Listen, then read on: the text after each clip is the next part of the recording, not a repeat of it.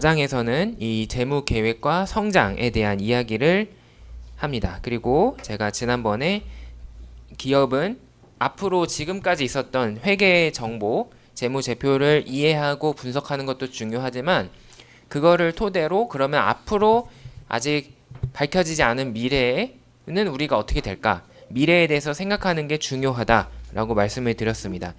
그래서 추정 재무제표를 작성을 한다. 근데 대부분의 항목들이 매출에 비례하는 특징이 있을 수밖에 없기 때문에 우리는 기본적으로 매출액 백분율법이라는 것을 활용해서 매출액을 기준으로 해서 이 재무제표의 항목들을 채워 넣는다라고 말씀을 드렸습니다. 여기 이제 예시를 이제 설명을 드릴 텐데 지금 로젠가텐이라는 이 기업이 있어요. 이 가상의 기업이 있는데 매출이 1000, 그다음에 뭐 우리나라 말로 하면은 매출 원가가 833, 그래서 세전 비용이 167, 세금이 35, 순이익이 132, 뭐 그 중에 배당을 44를 주고 이 잉여금으로 88인 만큼 갔다라고 나와 있습니다. 이 부분에 대해서 잘 모르시는 부분들이 있는데 사실 이 제일 아래쪽에 있는 이 두 개의 배당 그리고 요 이익 잉여금의 증가 이 부분은 사실은 우리나라 공식적인 회계 기준에 따라서는 손익계산서에 표현이 되지 않는 부분이에요. 하지만 편의를 위해서 이제 우리 수업 중에는 이렇게 배당과 이익 잉여금의 증가를 같이 표기를 해 놓은 겁니다. 사실은 요거는 현금 흐름표에 있는 부분이에요. 그러면은 이게 어떤 의미냐? 순이익을 132만큼 벌었을 때 그 중에 일부는 배당을 줍니다.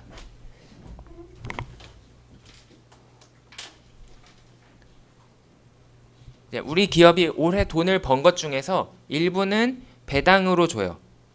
그리고 나머지는 그러면 어떻게 되느냐?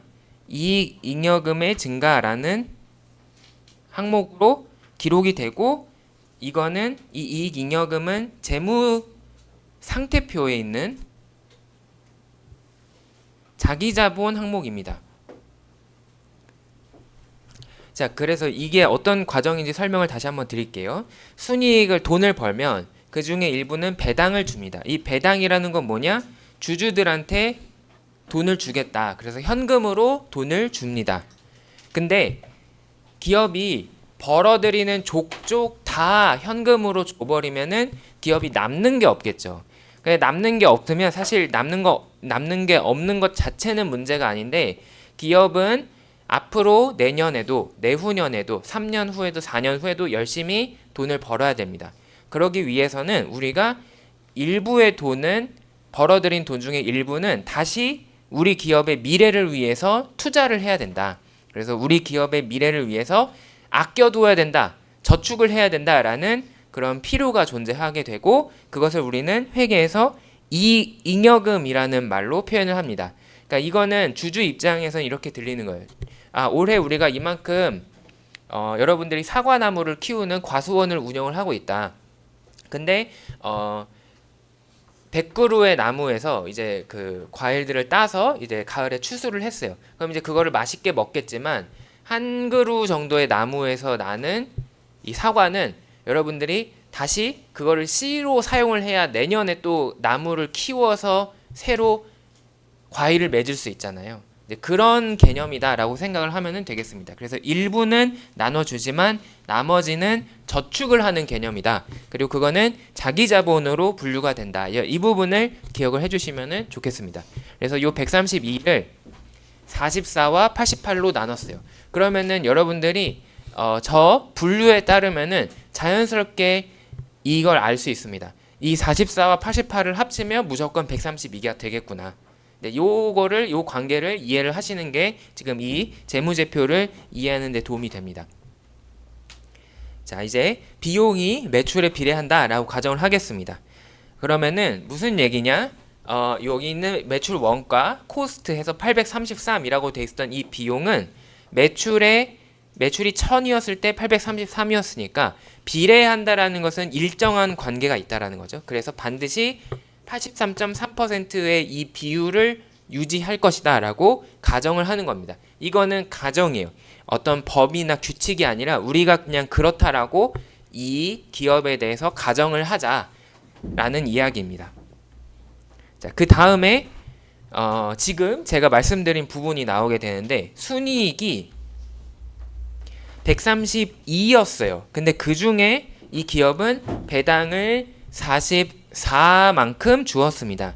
그러면은 그것도 일정하다라고 가정을 합시다. 이것 또한 가정이에요. 가정을 할 수도 있고 안 할 수도 있지만 우리는 여기서는 이 예시에서는 가정을 하기로 합시다. 그 일정한 비율을 우리는 배당률이라고 부릅니다. 순이익 중에 얼마만큼을 주주들한테 되돌려 주느냐라는 것을 우리는 배당률이라는 말로 이야기하고, 반대 이익 잉여금으로 넣어놓는 저축을 하는 것은 유보율이라고 합니다. 이거를 왜 유보율이라고 하느냐? 미루는 것을 유보한다라고 부르죠. 그러니까 이거는 원래는 돈을 벌면은 이 기업의 주인인 주주들한테 돈을 돌려주는 게 맞지만 우리가 앞으로 더 잘하기 위해서 미루겠다, 주는 것을 미루겠다라는 뜻입니다. 그래서 유보율이라고 부릅니다. 그러니까 이 유보율에 들어가 있는 철학이랄까라는 것은 결국은 기업의 돈은 언젠가는 주주들에게 줘야 되지만 그거를 지금 주느냐 미래에 주느냐를 이제 선택을 했다라는 그런 의미가 담겨 있습니다. 그래서 배당률은 지금 이 기업의 경우 132 중에 44를 주니까 3분의 1, 33.3333%를 배당을 주고 있구나라는 것을 우리가 가정을 할 수 있습니다. 자, 이제 가장 어려운 부분은 우리가 건너뛸 거예요. 바로 내년에 그러면 이 기업의 매출이 어떻게 될 것이냐. 이거는 우리가 지금 대답을 할 수가 없습니다. 우리가 지금 배운 내용에서는 이 부분에 대해서는 마케팅이나 아니면 생산관리 등에서 분석을 해서 나온 결과를 우리는 받아서 쓰는 거예요. 그래서 매출액은 내년에 25%가 증가할 거다라고 가정을 합니다. 그러면 매출은 원래 올해 1000이었는데 25%가 늘어나니까 1250이 될 거다라고 예상을 할 수 있습니다. 그 다음에는 이제 아주 쉬워요. 비용은 무조건 매출의 83.3%다 라고 우리가 가정을 했기 때문에 비용은 1200 늘어난 매출인 1250에 83.3% 해서 1041로 생각을 할 수 있습니다.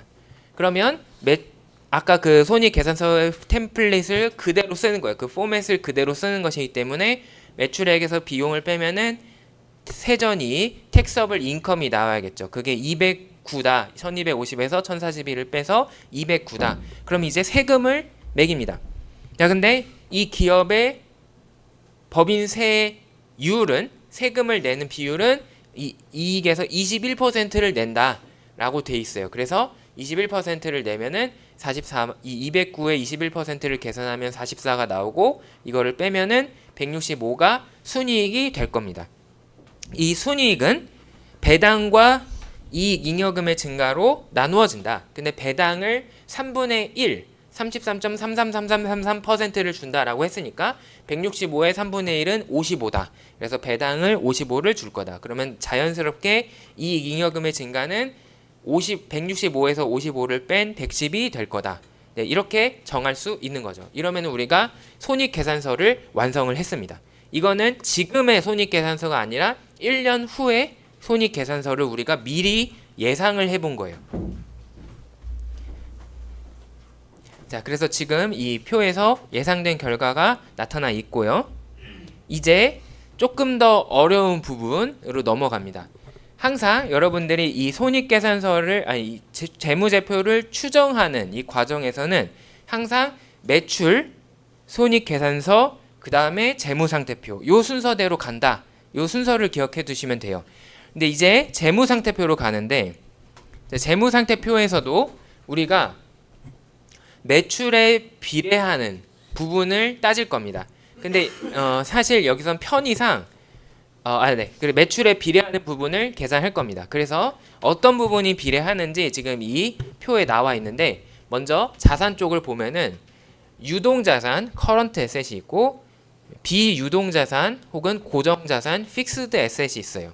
근데 유동자산 부분이 매출에 비례를 합니다. 주로 근데 여기서는 조금 더 가정을 해서 다 비례한다라고 했어요. 근데 보면은 현금은 아까 원래 매출이 1000이었을 때 160이잖아요. 그러니까 16%다 라고 계산해놨고, 그 다음 accounts receivable, 그러니까 매출 채권은 1000일 때 440이니까 44%다 계산해놨고, inventory 재고 자산은 1000일 때 600이다 하니까 60% 계산해놨습니다. 그 다음에 고정 자산도 여기서는 비례한다 라고 가정을 했는데, 고정 자산이 매출이 1000일 때 고정 자산이 1800이니까 180%다 라고 가정을 했습니다. 이제 부채와 자기자본 부분을 보면은 current liabilities, 유동 부채, long term debt, 비유동 부채 혹은 장기 부채, 그 다음에 자기자본, owner's equity, 이렇게 세 가지 부분으로 구성이 되어 있는데, 그 중에서 먼저 우리가 매출에 비례한다라고 보는 항목이 뭐냐면 accounts payable, 매입 채무는 30%로 비례할 거다라고 보고 있어요. 그래서 이거는 가정을 이렇게 30%로 비례한다라고 가정을 했습니다. 근데 나머지 부분은 이 비율이 써 있어야 되는 부분에 NA라고 쓰여 있는 거를 확인할 수 있죠? 이 NA는 그 보통 영어에서 뭐의 약자냐면은 둘 중 하나인데 not applicable 혹은 not available을 보통 NA 이렇게 씁니다. 이게 무슨 뜻이냐면은 not applicable은 적용 불가 라는 뜻이고, not available은 없음이란 뜻이죠. 그러니까 존재하지 않는다, 지금 사용할 수 없다라는 뜻이잖아요. 그래서 NA는 어떤 데이터가 여러분들께 제공이 되지 않는 경우에 사용이 불가능할 때 보통 나오는 표현입니다. 그래서 이 NA라고 되어 있는 부분은 무슨 뜻이냐면은 매출에 비례하지 않기 때문에 이 값을 지금 줄 수가 없다라는 거예요. 계산을 해볼 수가 없다. 그래서 이 부분은 지금 이 재무상태표에서 이 추정 재무제표를 만드는 사람이 이 부분 노트 페이어블부터 나머지 부분은 전부 비례하지 않는다 라고 생각을 하기 때문에 비워 놓은 겁니다. 그리고 우리는 이것을 차근차근 찾아볼 거예요. 매출에 비례하는 것이 아닌 다른 방법으로. 그러면은 비례하는 부분은 어디냐? 여기부터 여기까지. 이 부분은 비례한다고 우리가 이 예시에서는 가정을 했지만 이 부분은 비례하지 않는다라고 가정을 하고 있습니다. 자, 그러면 이제 새로운 매출은 1250이 되었다. 앞의 결과를 기억을 할 수 있습니다. 매출은 25%가 늘어서 1000에서 1250이 되었다. 그러면은 비례하는 항목들은 그 비율을 적용을 하면은 바로 손쉽게 계산을 할 수 있습니다. 예를 들면 현금은 16%다 라고 했기 때문에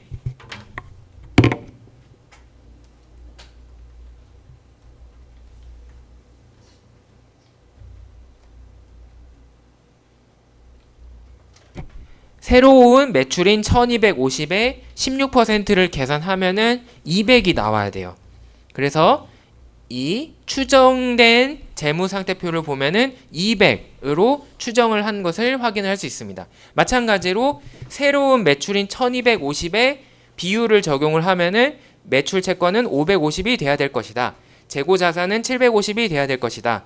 고정 자산은 2250이 돼야 될 것이다 라는 계산이 나옵니다. 그리고 오른쪽에서는 어카운트 페이어블, 매입 채무가 비례할 것이다. 그래서 새로운 1250에 대해서 비례하는 대로 375가 돼야 될 것이다 라고 계산을 했습니다.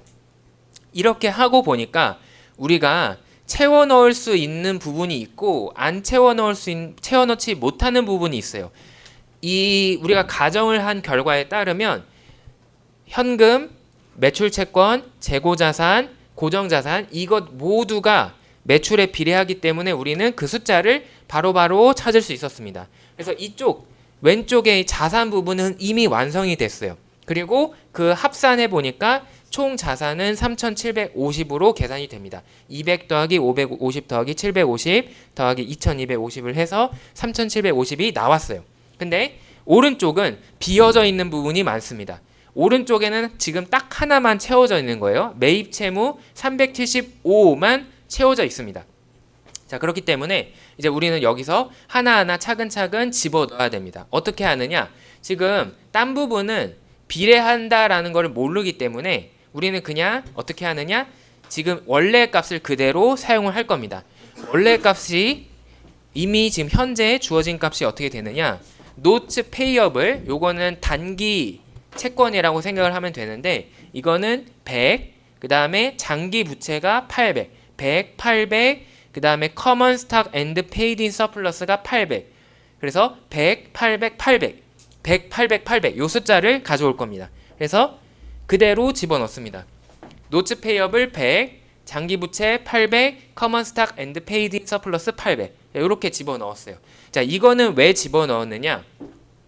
notes payable, long term 이 장기 부채 그리고 common stock and paid in surplus 요거는 뭐냐면 투자자들한테 돈을 받은 것을 기록을 해 놓은 거예요. 근데 일반적으로 기업은 특별한 일이 없는 한 채권을 새로 만들거나 아니면 은행에서 빚을 새로 내거나 아니면 주식을 새로 발행하지 않기 때문에 지금 특별한 일이 없다면 이 값들은 변하지 않았을 거다라는 겁니다. 그래서 지금 기본 세팅으로는 그 현재 연도의 값을 내년 연도의 값에 그대로 집어넣은 겁니다.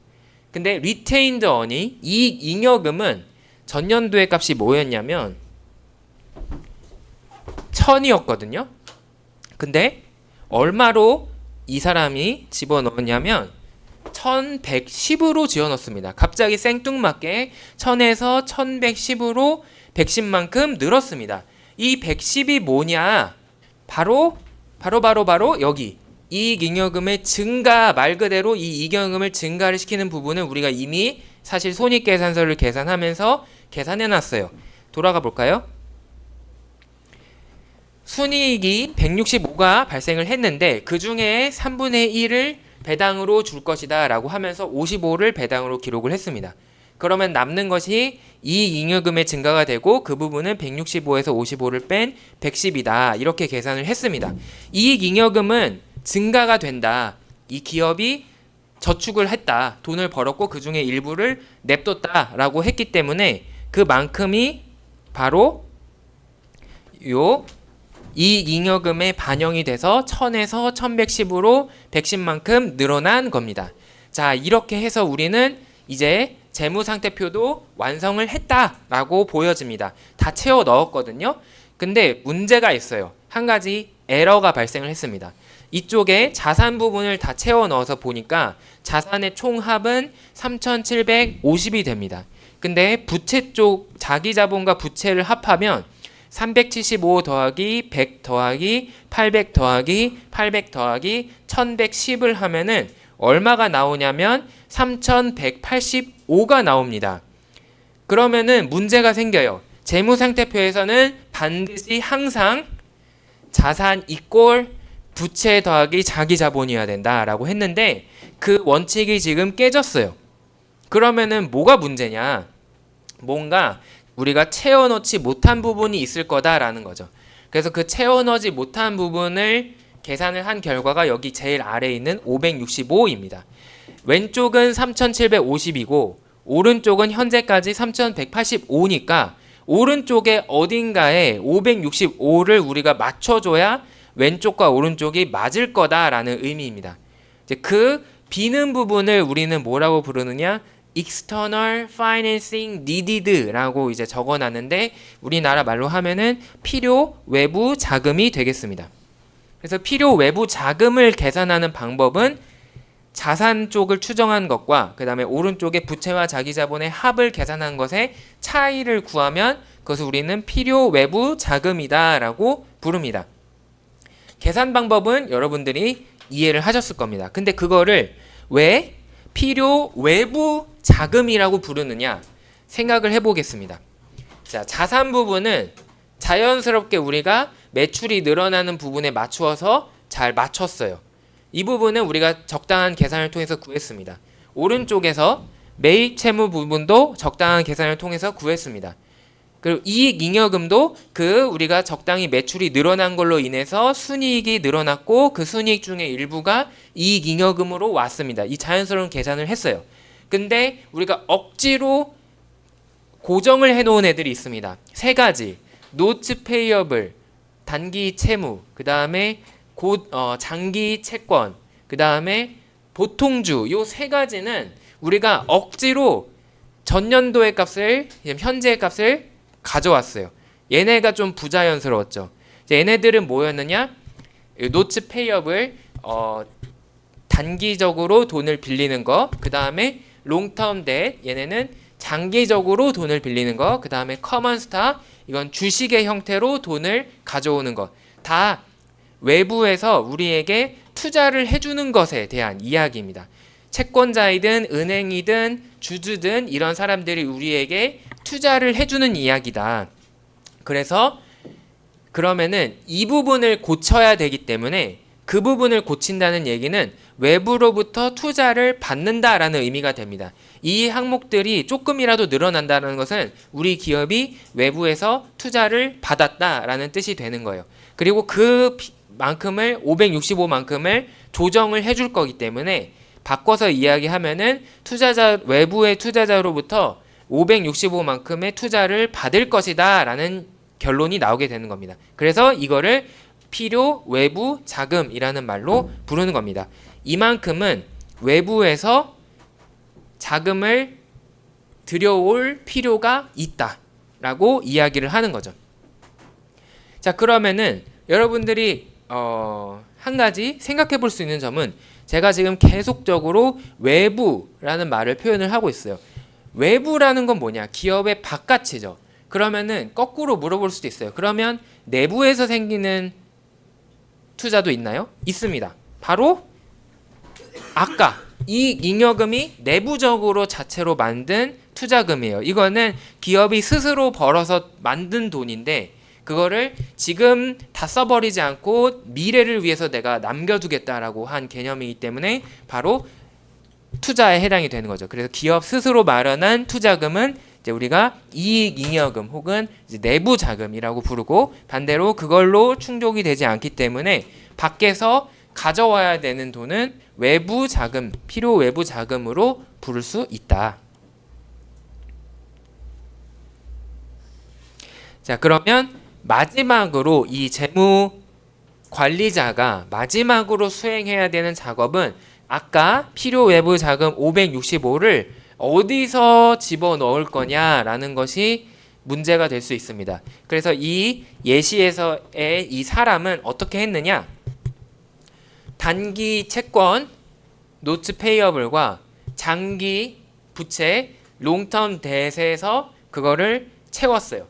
그래서 225, 340 이만큼을 각각 채웠습니다. 그러면 225와 340을 더하면 565, 아까 모자랐던 필요 외부 자금이 맞죠? 그래서 노츠 페이어블은 225만큼 늘어나서 100에서 325로 늘어나고, 장기 부채는 340만큼 늘어나서 800에서 1140으로 늘어났다. 이렇게 채워주고 나니까 다시 합산을 계산해 보면은 부채와 자기자본의 합이 3,750이 되어서 우리가 계산했던 왼쪽의 총 자산과 딱 맞아 떨어지는 것을 확인할 수 있습니다. 이제 이 작업까지 완료를 하는 것이 이 재무관리자가 추정 재무제표를 완성하는 방법이다. 근데 여기서 단순하게 그냥 아무렇게나 숫자를 집어넣는 것은 아닙니다. 이 숫자를 집어넣는 것이 이 재무관리자 혹은 재무 담당자에게는 굉장히 중요한 결정이에요. 왜냐하면은 우리가 어디에서 돈을 빌릴 것이냐를 결정을 하는 겁니다. 롱텀 뎃이나 이런 거를 롱텀 뎃이나 노츠 페이어블 이런 채권에 대해서 이 필요 외부 자금을 올린다라는 것은 결국 은행에 가서 돈을 빌리거나 아니면 단기 채권을 발행을 해서 우리가 투자자를 모집을 하겠다라는 뜻이 됩니다. 반대로 이 예시에서는 그렇게 하지 않았지만 이 숫자는 그대로 두고 커먼 스탁, 보통주를 늘린다라는 것은 뭐냐면 주식을 더 만들고 그것을 투자자들에게 팔아서 돈을 마련을 하겠다라는 뜻이 되기 때문에 이것 자체가 이 재무 담당자의 입장에서 굉장히 중요한 의사결정이 되는 거예요. 그래서 그것을 우리가 결정을 할 수 있다. 이게 어떻게 결정이 된 거냐면, 첫 번째, 우리는 매출을 예상을 했습니다. 그리고 그에 맞추어서 자산이 늘어났어요. 자산이 늘어나니까 부채와 자기 자본도 늘어나야 된다라는 것을 깨달았습니다. 그리고 그것을 위해서 우리는 그 숫자를 채워 넣음으로써 어떻게 이것을 마련을 할 것이냐라는 것을 결론을 만들었습니다. 그러니까는 여러분들이 이 기업이 운영되는 데 있어서는 계속 계획을 세우는 것이 중요하다. 우리가 그냥 열심히 영업하면 되는 거 아니야? 열심히 그냥 장사하고 열심히 물건 만들면 되는 거 아니야? 라고 생각을 하지만 그 과정은 반드시 이 재무적인 의사결정, 자금을 어디서 조달을 할 것이냐라는 문제까지 연결이 될 수 있다라는 점을 기억을 해야겠습니다. 그 부분이 바로 이 뒤에 성장 부분에 나오게 되는 건데, 자, 기업은 한 사람과 똑같다라고 생각을 할 수 있습니다. 이제 여러분들이 태어나서 10대 부모님의 보호 아래 10대 생활을 보내고, 여러분들이 학교에서 20대를 보내고, 이제 30대에 사회에 진출하고 40대에 열심히 왕성하게 활동을 하고 50대, 60대에 은퇴를 준비하고 이제 70대, 80대에 노후 생활을 하듯이 기업도 생애에 대한 주기가 있습니다. 기업은 태어나서 처음에는 고군분투하죠. 이제 처음에 기업이 만들어지면 우리는 보통 그것을 새로 창업된 기업이다라고 부르거나 아니면은 뭐 특별한 경우에는 벤처 회사다, 스타트업이다 이렇게 우리가 불러요. 이제 그런 애들은 어릴 때는 돈을 못 법니다. 마치 여러분들이 부모님의 보호 아래에 생활을 하는 것처럼 기업들도 초창기에는 돈을 벌지 못해요. 이제 이때는 더 키도 자라고 몸무게도 자라고 성장을 하고 근육도 만들고 뼈도 만들고 이런 머릿속에 지식도 채워놓고 이런 시기라고 볼 수 있습니다. 그러니까는 회계 관점에서 보면은 이익보다 손해가 더 많은 그런 상황이 이어집니다. 근데 이제 점점 성장을 하다가 어느 순간 손익 분기점을 넘게 되죠. 그래서 매출이 늘어나고 비용이 줄어들고 그러면서 이익이 발생되기 시작한다. 이 시기를 여러분들에게 따져보면은 이제 대학교를 졸업하고 사회 초년생으로서 취업한 시기다라고 생각을 할 수 있습니다. 그리고 이제 더 시기가 지나면은 여러분들이 30, 40대, 50대까지 가겠죠. 이 시기에는 이제 특별한 변화가 없어요.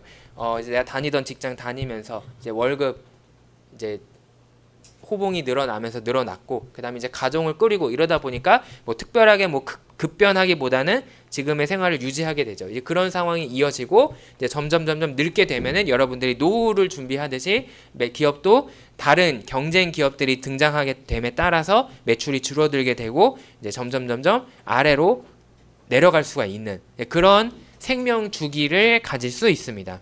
자, 근데 그러면은 이 기업의 생명 주기와 연관을 해서 생각을 해보면 기업은 외부에 도움이 필요하거든요. 언제 도움이 필요하느냐? 주로 젊을 때, 만들어진 지 얼마 안 됐을 때 도움이 필요할 겁니다. 이 시기에는 지금 기업이 벌어들이는 자체적인 돈보다 기업이 성장을 하기 위해서 필요한 돈이 더 많기 때문에 외부에서 지원을 받아야지만 기업이 유지가 될 수 있을 거예요.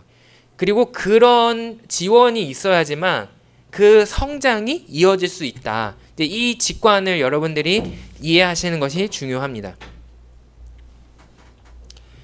기업이 성장을 할 때 우리가 요 앞에 예시에서 이 추정 재무제표를 예상을 할 때 우리가 기업이 성장하는 것을 실제로 확인을 했습니다. 여러분들은 느끼지 못하셨겠지만 우리가 어떻게 이 기업이 성장했다라는 것을 반영을 했느냐? 매출이 25%만큼 늘어났다라는 것으로 반영을 했습니다. 매출이 늘어났다라는 것은 그만큼 이 기업이 자기네 제품 시장에서 물건을 더 많이 팔았다는 것이고 그거를 우리는 일반적으로 기업이 성장을 했다라고 이야기를 하는 거예요. 그래서 지금 여러분들이 추정 재무제표를 만든 이 과정의 기본 과정은 뭐였냐면 바로 이 기업이 성장을 했다라는 게 들어갔습니다. 기업이 성장을 했다라고 했더니 어떤 결과가 이어졌냐면 자산이 3천이었던 애가 현재 상태 3천이었던 애가 미래에는 3,750으로 자산이 늘어나게 되었습니다.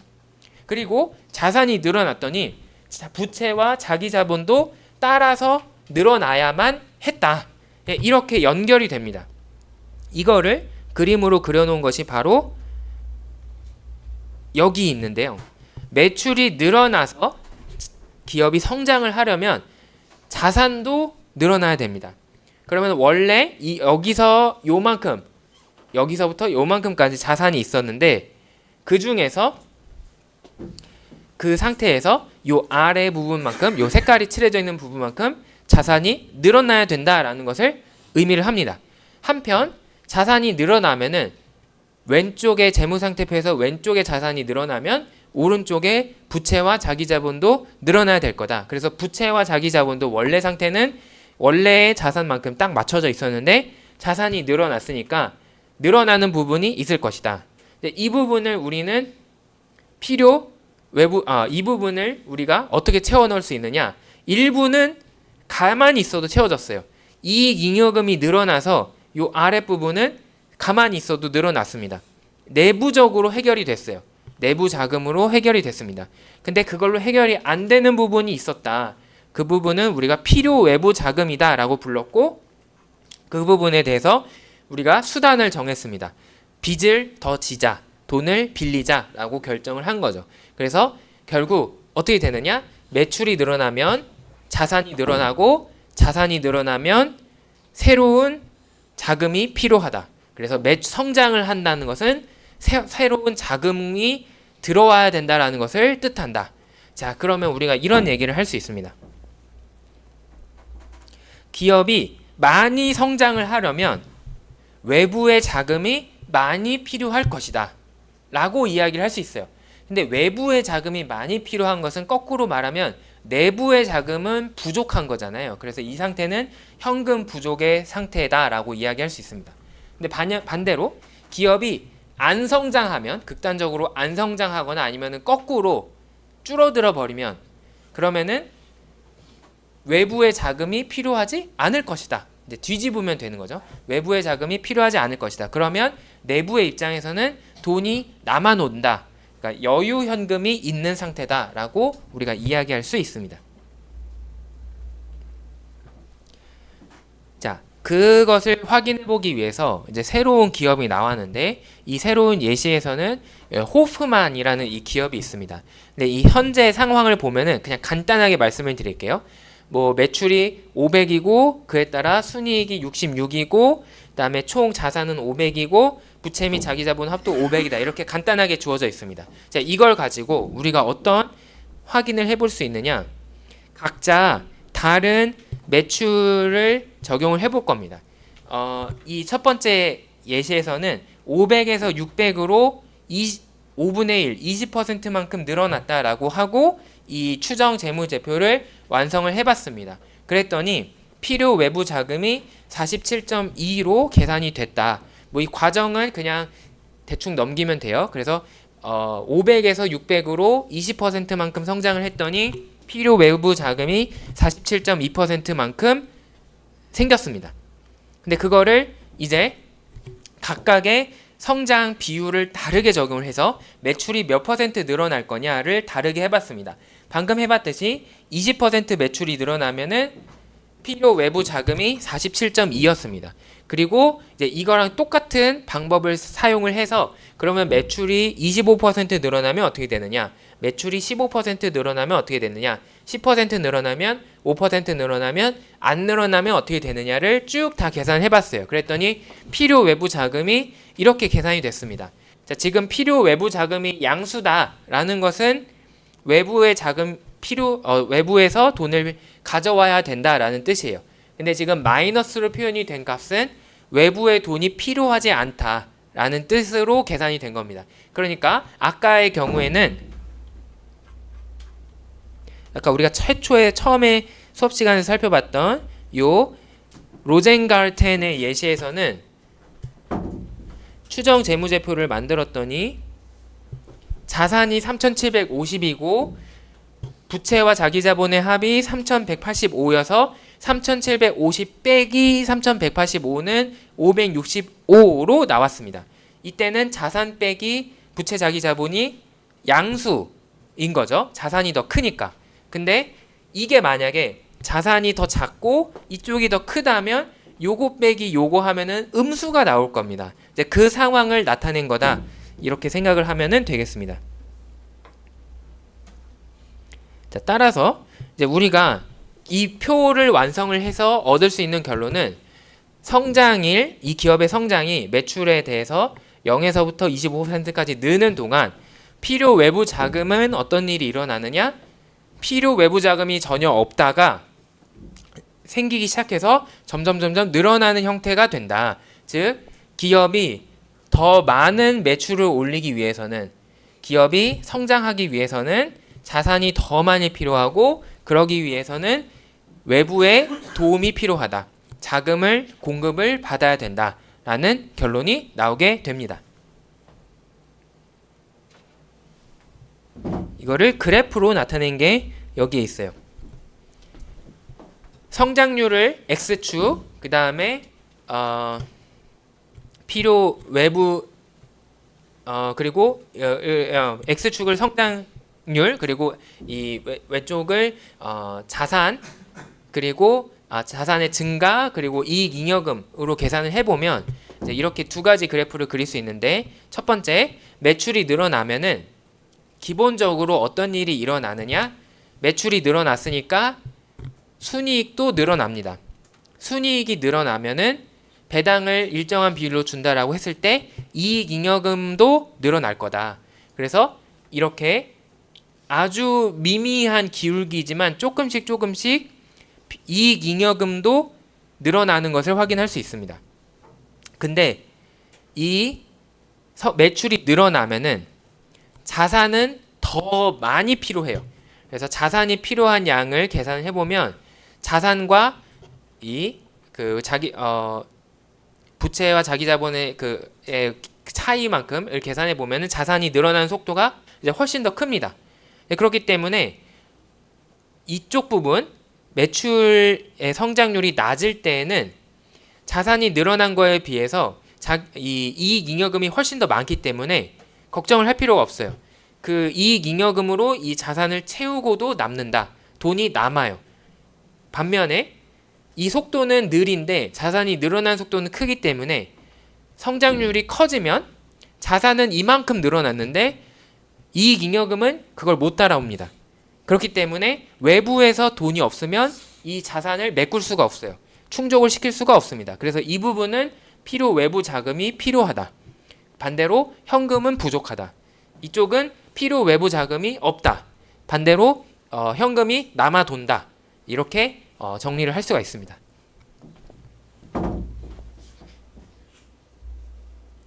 자, 그러면 기업은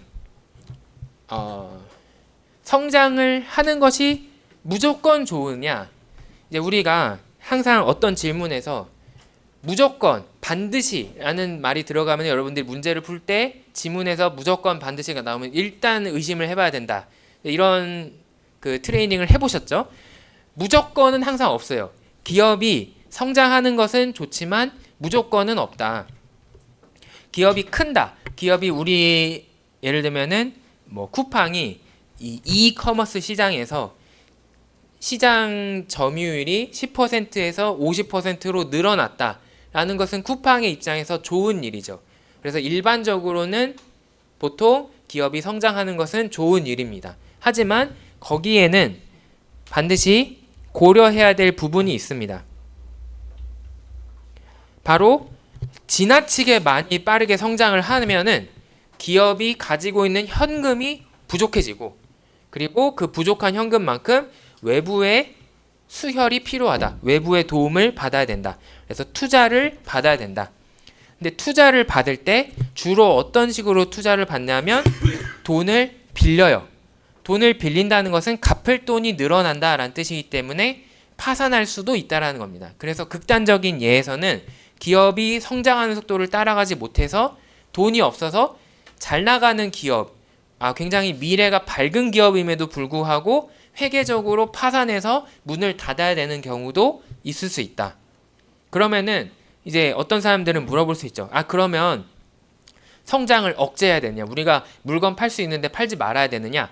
그건 아니죠. 다만 우리는 기업이 빠르게 성장할 때 우리의 매출이 크게 빠르게 늘어나고 있을 때에는 반드시 우리가 그에 대한 자금을 마련할 수 있는 수단이 있느냐라는 것을 확인을 해야 된다. 그래서 이제 재무 담당자의 역할이 중요해지는 겁니다. 우리의 기업의 성장을 뒷받침하기 위한 기술의 발달이나 아니면은 제품의 마케팅 이런 것도 중요하지만 그와 동시에 이 재무 담당자가 자금을 어떻게 마련해 올 것이냐라는 것도 함께 대책이 준비가 되어 있어야 될 것이다. 자, 그러면은 반대로 성장을 안 하는 거는 그러면 좋으냐? 그건 또 아니죠. 성장을 안 하는 것은 또 안 좋습니다. 성장을 안 하면 주주들이 화가 나겠죠. 왜냐하면은 배당이 늘어나지 않습니다. 그리고 그런 상태가 계속되면은 실적에 대한 책임을 지고 현재의 경영진들 여러분들을 포함해서 관리자들은 잘릴 수가 있습니다. 그리고 이런 상태가 지속이 되다 보면은 이 기업의 미래가 불투명해지고 어려워지겠죠. 그렇기 때문에 적절하게 성장을 하는 것이 중요하다.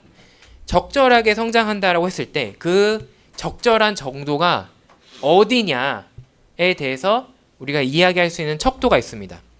두 가지를 말씀을 드릴 건데요. 첫 번째는 내부 성장률이라는 개념이 있습니다. 자, 내부 성장률은 기업이 외부의 도움 없이 자기 스스로 성장을 할 수 있는 값을 내부 성장률이라고 이야기를 합니다. 그거는 요렇게 계산을 할 수가 있는데 우리가 지난 장에서 배웠던 ROA 값이랑 그 다음에 새로 나오게 된 아까 나왔던 순이익 중에서 이익잉여금으로 가는 비율이 차지하는 것, 순이익 중에서 이익잉여금으로 가는 돈이 차지하는 비율, 요 유보율을 통해서 계산을 할 수 있습니다. 자, 요 식이 이제 어떻게 나오는지 대략적인 개념을 이제 말씀을 드릴게요. 어떤 가상의 기업이 있습니다. 매출이 S고 순이익 세일즈니까 S고 순이익은 인컴이니까 I고 자산은 에셋이니까 A고 성장률은 그로스니까 G라고 하겠습니다. 자, 그러면 우리가 그냥 단순하게 따지면 가장 단순하게 따지면 매출이 늘어나면 순이익도 늘어날 것이고 매출이 늘어나면 자산도 늘어날 것이고 이렇게 매출액 백분율법에 따라서 가정을 할 수 있습니다.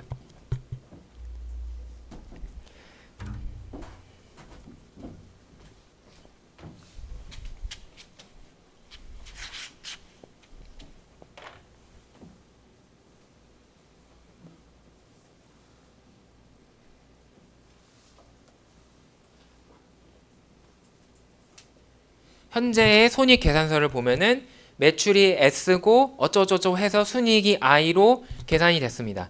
근데 이게 추정 재무제표를 해보면 매출이 늘어날 거예요. 얼마만큼 늘어났느냐? 성장을 했기 때문에 1 플러스 G만큼 늘어날 겁니다.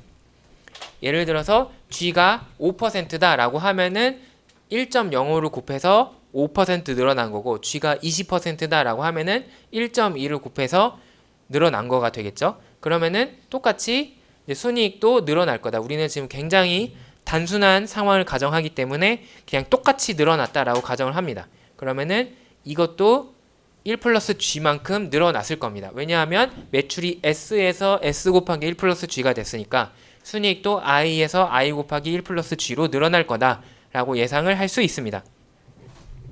자, 근데 이 순이익 중에서 일부는 배당을 주고 이제 일부는 이익잉여금으로 갔어요. 이익잉여금으로 간 것을 이제 저는 여기다 요 세모를 쓸 건데 제가 항상 요 세모를 쓰면은 요거는 이제 델타라고 읽는데요. 이제 그리스 기호입니다. 삼각형을 항상 우리가 표현을 할 때는 변화를 표시하는 거예요. 왜냐하면 여기서 요만큼 얼만큼 변화했느냐, 여기서 요만큼으로 하면은 요만큼 얼마나 변화했느냐라는 걸 나타내는 기호가 되겠습니다. 그래서 델타 이익잉여금이라고 제가 썼지만 이거는 이익잉여금의 증가나 이게 어떻게 계산이 되냐면 요 순이익 중에서 이익 잉여금으로 가는 몫은 유보율에 의해서 결정이 되기 때문에 I 곱하기 B일 겁니다. 반면에 배당으로 가는 거는 그러면 I 곱하기 1 빼기 B가 되겠죠. 왜냐? 배당과 이익 잉여금의 증가 둘 중 하나로 가지 다른 데로 가지는 않으니까. 그래서 요거 두 개를 합하면 순이익이 될 겁니다. 자, 그러면 순이익이 I에서 I 곱하기 1 플러스 G로 늘어나면은 똑같은 원리로 이 이익 잉여금도 얼마가 될 거냐면 I 곱하기 B 곱하기 1 플러스 G가 될 겁니다. 아까 현재와 지금 추정되는 미래의 차이는 뭐냐면 성장을 해서 1 플러스 G가 붙었다라는 것밖에 차이가 없습니다.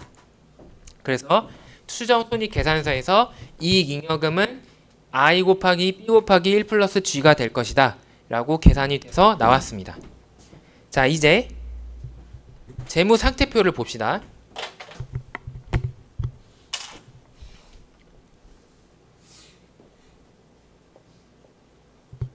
현재 자산은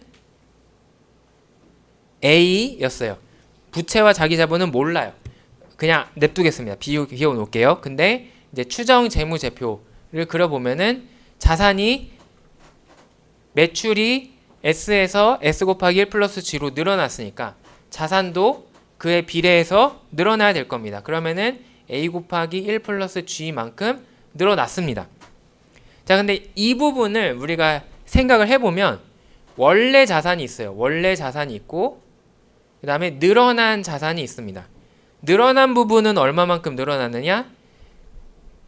원래 자산이 A였으니까 A 곱하기 G만큼 늘어났다라는 것을 알 수가 있습니다. 왜냐하면은 총 늘어난 자산이 A 곱하기 1 플러스 G니까 이거는 풀면은 분배 법칙의 원리에 따라서 A 더하기 G 곱하기 A잖아요. 그러니까는 A를 빼면은 A 곱하기 G가 남아 있을 겁니다. 그러니까 늘어난 자산은 A 곱하기 G일 것이다. 그래서 자산은 G 곱하기 A로 늘어났습니다. 자, 이제 이 부분이 중요한데 우리가 그러면 필요 외부 자금을 어떻게 계산을 하느냐? 이 추정 재무제표에서 자산과 부채와 자기자본의 차이로 계산을 했습니다. 근데 이제 그거를 생각을 해보면 결국 늘어난 부분이 있어요. 늘어난 부분이 있는데 그 중에서 일부분은 내부적으로 해결이 됩니다.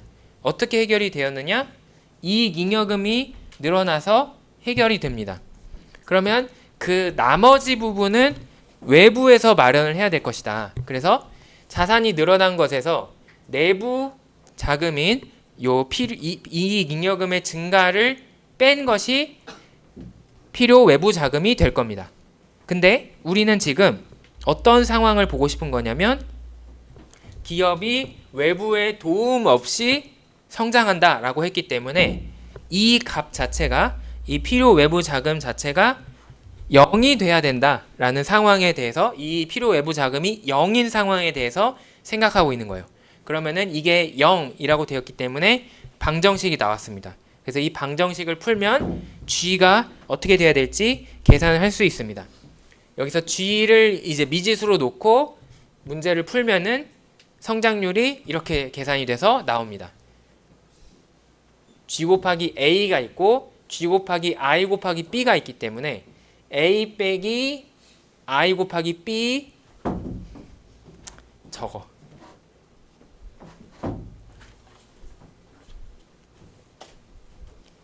G 곱하기 A 빼기 I 곱하기 B가 있고 그 다음에 G랑 상관이 없는 1 곱하기 I 곱하기 B 요 마이너스 요거를 넘기면 이꼴 I 곱하기 B가 남겠죠. 그리고 이제 이거를 분모로 보내서 A 빼기 I 곱하기 B분의 I 곱하기 B다. 요 식이 나온 겁니다. 자, 요렇게 하고 보니까 좀 지저분하잖아요. 그래서 우리는 이거를 예쁘게 만들기 위해서 분모와 분자를 모두 A로 나눌 겁니다.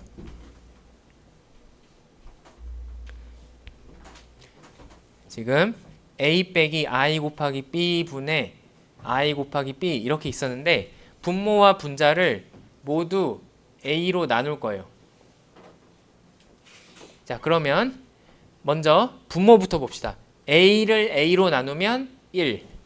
그 다음에 a분의 i를 할 건데 두고 b가 있어요. 그 다음에 분자에는 a분의 i가 있고 b가 있어요. 자, 근데 a가 뭐였냐면 자산이었고 b가 뭐였냐면은 순이익이었습니다. 자산분의 순이익이라는 지표를 우리는 뭐라고 부르기로 했냐면 ROA라고 부르겠습니다. Return on Asset, 총 자산 순이익률이라고 부르기로 했기 때문에 이거를 ROA로 바꿔 넣었습니다. 그래서 성장률은 ROA 곱하기 B 유보율 분의 나누기 1 빼기 ROA 곱하기 B라는 조금 더 예쁜 식이 나오게 되었다. 이게 지금 저희가 구한 요 내부 성장률이 되겠습니다. 자, 그러면 이 의미는 뭐냐? 한번 예시를 들어서 설명을 드릴게요. 어떤 기업이 자산 이익률을 계산해 보니까 자산이 5배, 순이익이 66이었다. 그래서 ROA가 13.2%, 0.132였다. 한편 유보율은 순이익 66 중에 이익잉여금을 44로 주어서 3분의 2였다. 그러면은 내부 성장률은 그 값들을 집어넣어서 13.2%, 0.132, 3분의 2 이 값들을 집어넣으면은 9.64%가 나오게 됩니다. 이 의미는 뭐냐? 이 기업이 외부에서 전혀 도움을 받지 않고 그냥 가만히 있으면 최대로 성장할 수 있는 값은 9.64%이다. 9.64%만큼 매출이 늘어나는 데까지는 외부의 도움이 필요 없다라는 뜻입니다. 근데 만약에 5%만 성장을 하면 내부 성장률에 못 미치기 때문에 이 경우는 어떤 일이 일어나냐면 현금이 남아요. 돈이 남아돈다.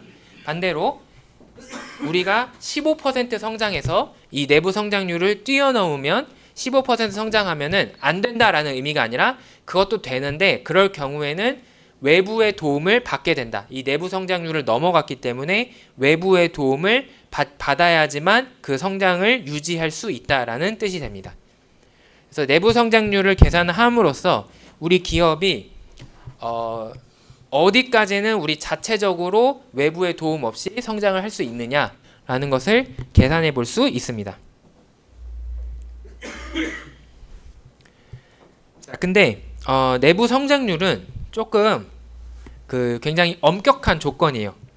전혀 외부의 도움을 받지 않는다 라는 가정을 했을 때 어디까지 성장을 할 수 있느냐라는 것은 굉장히 보수적입니다. 마치 이제 조선시대 말에 흥선대원군 같은 거예요. 이제 조선시대 말에 우리는 외세의 도움을 받지 않겠다. 그래서 이제 다 배척하는 그런 흥선대원군의 그런 정책이 있었죠.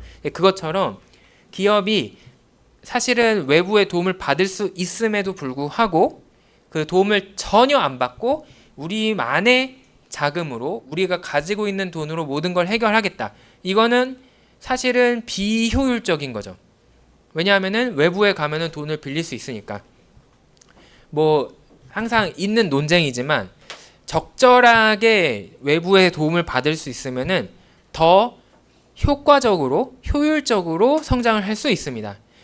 항상 역사적으로 보면은 제가 한번 얘기했던 적이 있는 것 같은데, 이제 서양과 동양의 마인드 차이 중에 하나가 뭐냐면, 서양은 이제 적절하게 빚을 사용하는 것에 대해서 과도하면 안 되겠지만 적절하게 사용하는 것에 대해서 그렇게 나쁘게 생각하지 않는데, 이제 동양의 역사를 보면 항상 빚을 사용하는 것에 대해서 굉장히 엄격하거든요. 그러다 보니까 결국에는 정체되는 부분이 좀 있어요. 그래서 우리가 레버리지를 이야기할 때 나왔듯이 조금 어느 정도는 외부의 도움을 받을 수 있는 것은 받자. 다만 과도하지만 않으면 되는 거 아니냐. 이렇게 생각을 할 수 있습니다. 자, 그러면은 과도하지 않게 내가 감당할 수 있는 만큼 빚을 이용을 하자라고 해서 나오게 되는 것이 두 번째 지표가 요 유지 가능 성장률이 되겠습니다. 우리 여러분들이 사용하고 있는 교재에 번역본에서 유지 가능 성장률이라고 번역을 해놨기 때문에 제가 유지 가능 성장률이라는 말을 쓰는데요. 보통 지속 가능 성장률이라고 하는 게 조금 더 적합해 보여요. 이제 영어로 하면 sustainable growth rate이라고 되어 있거든요.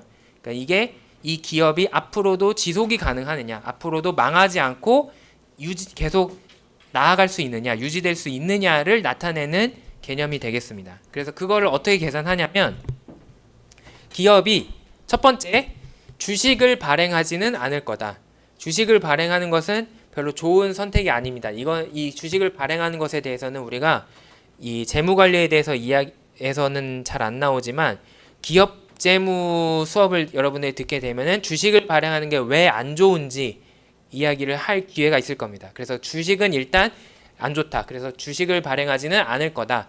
그러면 자기 자본은 늘어나지 못하니까 부채를 늘려야 되는데 그러면 부채를 늘리더라도 그 현재의 비율을 유지할 거다. 자, 이게 굉장히 여러분들 직관적으로 이해가 안 될 수 있거든요. 부채를 늘리는데 어떻게 부채 비율이 늘어나지 않을 수 있지? 굉장히 미스테리일 겁니다. 하지만 그게 가능합니다. 부채 비율은 현재 상태로 유지를 할 겁니다. 그러면서 얻을 수 있는 최대의 성장률을 계산하면 이렇게 계산을 할 수 있습니다. 자, 개념적으로 부채 비율이 늘어나지도 않으면서 빚을 더 늘릴 수 있는 이유는 무엇이냐? 왜냐하면 부채 비율은 보통 우리가 어떻게 계산을 하냐면 자산분의 부채로 계산을 하거나 자기자본분의 자산 이런 식으로 계산을 해요. 근데 부채 비율이 늘어나지 않아야 된다는 것은 요 비율이 일정하면 되잖아요. 그러면은 부채가 늘어난다는 것은 뭐냐면 자산도 따라서 늘어나면 된다라는 거죠. 근데 자산이 늘어날 수 있습니다. 왜냐하면은 이 기업이 성장을 하기 때문에 기업이 매출이 성장을 하면은 자산도 따라서 늘어나기 때문에 자연스럽게 이 분모가 늘어나게 되고 그러면 그에 맞추어서 부채도 늘어날 수 있는 겁니다. 그래서 아이러니해 보이지만 역설적으로 보이지만 부채 비율은 증가하지 않으면서도 빚을 늘릴 수 있게 됩니다. 자, 그 계산 결과를 어떻게 나오는지 조금 빠르게 설명을 드릴게요. 지금 우리가 살펴봤던 요 똑같은 형태에서 이걸 구할 수 있습니다. 방금 살펴봤듯이 매출이 늘어나면 이익잉여금도 늘어날 것이다. 이 부분은 계산이 됐어요. 그 다음에 자산이 늘어날 것이다. 그 양은 G 곱하기 A다. 이것도 계산이 됐어요. 근데 여기서 우리가 주목을 해야 되는 것은 자기자본 승수입니다. 자기자본분의 자산. 우리가 사용하는 부채의 지표로 제가 설명을 드렸던 equity multiplier. 자기자본분의 자산은 그대로일 것이다. 그러면은 여기서 우리가 한 가지만 추가하면 됩니다. 원래의 자기자본은 2였다. 근데 여기는 이제 2 플러스 something이 됩니다. 요 자기자본의 값을 equal이니까 2라고 부르겠습니다. 그러면 원래의 자기자본 승수는 자기자본분의 자산 해서 2분의 A. 근데 이제 추정 재무제표에서 미래의 자산이 늘어났어요. A 곱하기 1 플러스 G로 늘어났습니다. 그러면 자기자본은 어떻게 되느냐? 가만히 있어도 늘어납니다.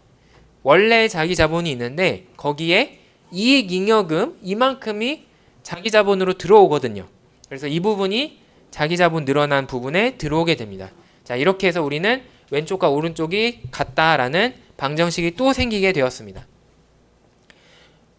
이거를 계산하기 위해서 보면은 이제 분모는 이쪽으로 넘기고 분모는 이쪽으로 넘기고 이렇게 하면은 이건 이쪽으로 하면은 여러분들이 풀 수가 있어요. 근데 이 새로운 방정식에서는 양쪽에 다 A만큼이 곱해져 있기 때문에 A는 다 상쇄돼서 약분해서 없어질 수 있습니다. 그러면은 2만 남아요.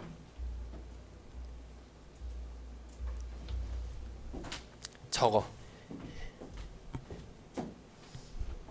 자, 저쪽에 있는 분모를 이쪽으로 가지고 오면은 2 더하기 I 곱하기 1 플러스 G 곱하기 B 가 있고요. 그 다음에 왼쪽에 2를 저쪽으로 넘기면 그리고 요거 전체 곱하기 a가 있습니다.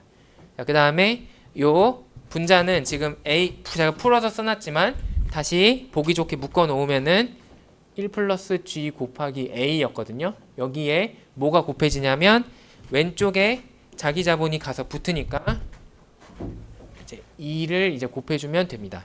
자, 그러면 이 식에서 양쪽에 다 a가 있으니까 이건 약분을 하고 이걸 풀면 2 더하기 i 곱하기 g 곱하기 b 더하기 i 곱하기 b는 2 더하기 g 곱하기 2더라.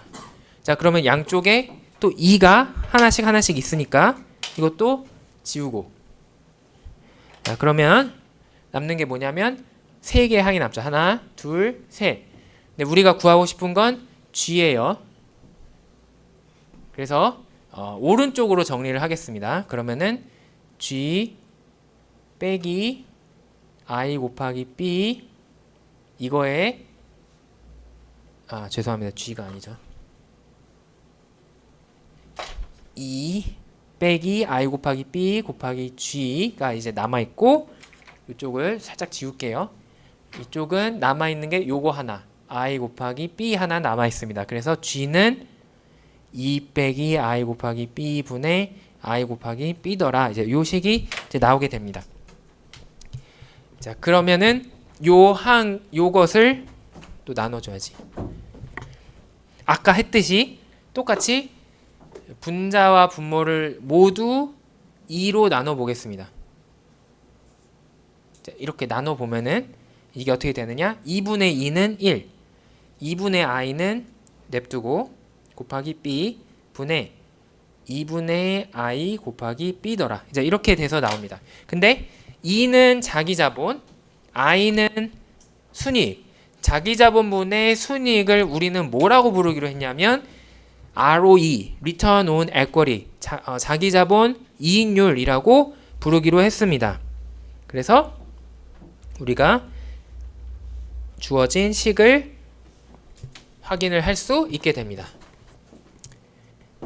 자, 그러면은 똑같은 아까의 기업에 대해서 아까 사용했던 예시에 대해서 자기자본 이익률은 500 전체 자산이 아니라 자기자본 250을 사용한 것이기 때문에 ROE는 26.4%가 되고, 그러면 26.4%를 집어넣으면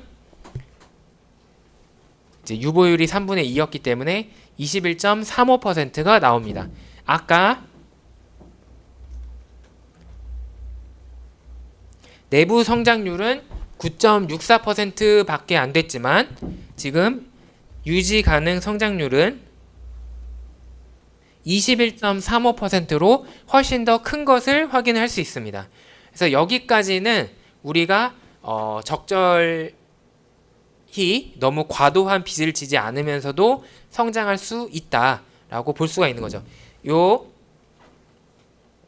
내부 성장률보다 유지 가능 성장률이 높은 이유는 내부 성장률에는 ROA 값을 사용을 했는데 유지 가능 성장률에는 ROE 값을 사용을 했습니다. 일반적으로 ROA보다 똑같은 기업의 똑같은 상황에 대해서 ROA보다 ROE가 크기 때문에 유지 가능 성장률이 크게 나오게 됩니다. 그리고 그 결과는 어떤 의미냐?